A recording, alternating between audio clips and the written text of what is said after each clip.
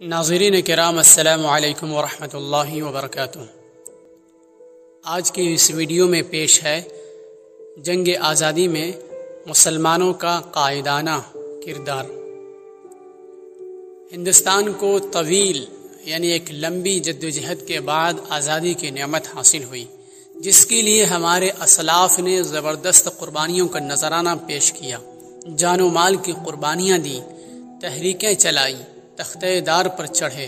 پھانسی کے پھندے کو جرأت و حوصلہ اور کمال بہادری کے ساتھ بخوشی گلے لگایا، قید و بند کی صعوبتیں جھیلی اور آزادی کی حصول کی خاطر میدان جنگ میں نکل پڑے۔ آخر غیر ملکی یعنی انگریز ملک سے نکل جانے پر مجبور ہوئے۔ غیر ملکی حکمرانوں نے اپنے اقتدار کو قائم رکھنے کے لیے طرح طرح کی چالیں چلی، تدبیریں کی، رشوتیں دیں، لالچ دیے، پھوٹ ڈالو اور حکومت کرو کا اصول بڑے پیمانے پر اختیار کیا، فرقہ وارانہ اختلافات پیدا کیے، حقائق کو توڑ مڑوڑ کر پیش کیا، آپس میں غلط فہمیاں پھیلائیں، تاریخ کو مسخ کیا۔ انگریزوں نے ہندوستان کے معصوم باشندوں پر ظلم و ستم کے پہاڑ توڑے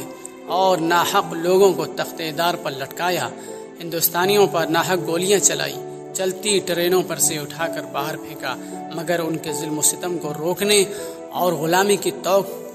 گردن سے نکالنے کے لیے بہادر مجاہدین آزادی نے ان کا مقابلہ کیا اور ملک کو آزاد کر کے ہی اطمینان کا سانس لیا۔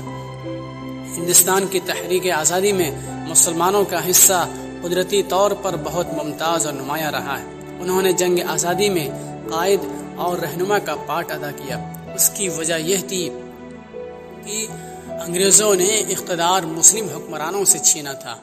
اقتدار سے محرومی کا دکھ و درد مسلمانوں کو ہوا، انہیں حاکم سے محکوم ہونا پڑا، اس کی تکلیف اور دکھ انہیں جھیلنا پڑا، اسی لیے محکومیت اور غلامی سے آزادی کی اصل لڑائی بھی انہی کو لڑنی پڑی۔